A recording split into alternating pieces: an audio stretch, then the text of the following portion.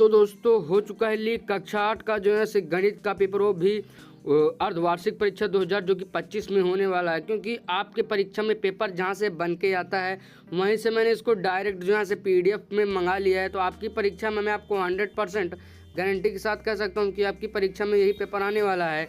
क्योंकि यह पेपर हो चुका है लीक। तो अगर आप लोग इसको आज पहले से अगर तैयार करके जाएंगे तो आप लोग को यहाँ पर कोई भी दिक्कत नहीं होगी और यहाँ से आप लोग भी यहाँ पर अपनी परीक्षा में अच्छा अंक यहाँ पर प्राप्त कर सकते हैं। तो चलिए हम लोग यहाँ पर पेपर को हल करते हैं। यहाँ पर हमारा सबसे पहले आप लोग को यहाँ पर ऊपर दिया गया अर्धवार्षिक परीक्षा 2025 जो कि विषय गणित का कक्षा 8 का यहाँ पर हमारा होने वाला है। तो आप लोग इसको कंप्लीटली जरूर वॉच करिए। जिसमें हमारा समय यहाँ पर 2 घंटे दिया गया, पूर्णांक 40 का दिया गया है और 2025 की यूपी बोर्ड के NEP के अनुसार बनाया गया। जिसमें हमारा सबसे पहला कह रहा है खंड ए बहुविकल्पीय MCQ, जिसमें हमारा पहला प्रश्न कह रहा है 12 का 25% कितना होगा। तो यहाँ पर हमारा 3 जो कि हमारा ए वाला विकल्प यही हमारा सही उत्तर हो जाएगा।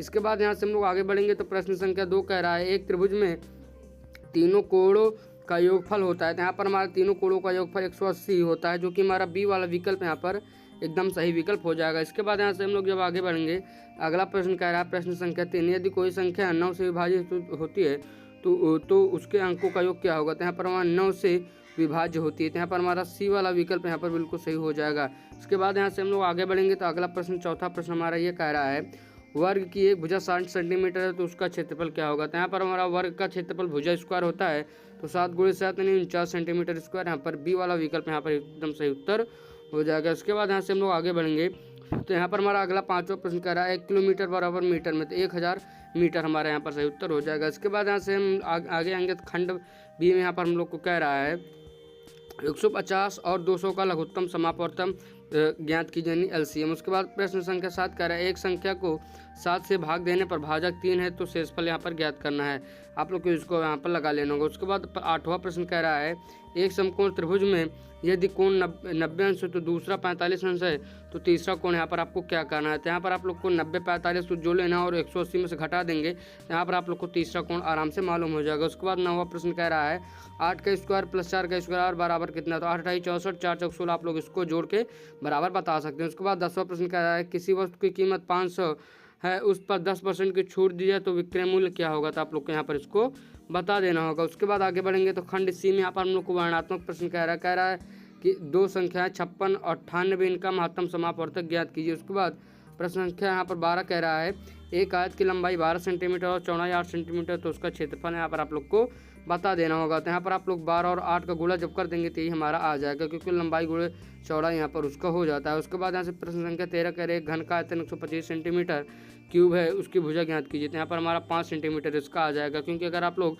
घन का यहाँ पर आयतन देखते हैं तो यहाँ पर भुजा की घात 3 यहाँ पर हो जाता है। उसके बाद यहाँ से हम लोग आगे बढ़ेंगे तो प्रश्न संख्या 14 कह रहा है एक वर्ग की भुजा 10 सेंटीमीटर है उसका परिमाप और क्षेत्रफल ज्ञात कीजिए। उसके बाद प्रश्न संख्या यहाँ पर हमारा जो 15 दिया गया है कह रहा है एक संख्या का 20% 50 है तो वह संख्या ज्ञात कीजिए। तो यहाँ पर आप लोग को 50 यहाँ पर इस 50 में जब आप लोग यहाँ पर मान लीजिए 20% है तो 20% में 100% करने के लिए आप किसका गुणा करेंगे 5 का। तो आप लोग को इसमें भी यहाँ पर 5 का गुणा यहाँ पर कर देना होगा।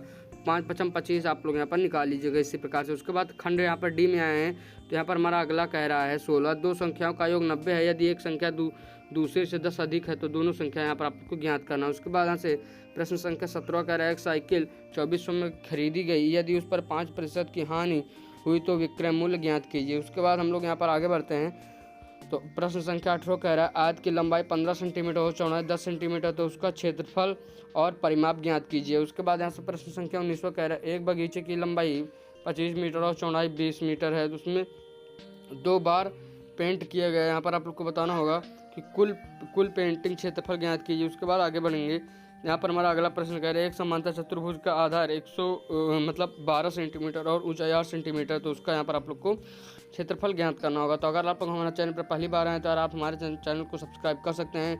वीडियो को जरूर लाइक करिएगा। आप लोग को इस चैनल पर ऐसे ही लीक पेपर मिलने वाले हैं तो हमारे इस चैनल को आगे सब्सक्राइब करके रखिए क्योंकि आप लोग को आगे भी यहाँ पर वीडियोज़ मिलने वाले हैं। तो चलिए मैं मिलूंगा एक और वीडियो में, तब तक के लिए जय हिंद वंदे मातरम। लेकिन जाने से पहले चैनल को सब्सक्राइब कर लीजिएगा।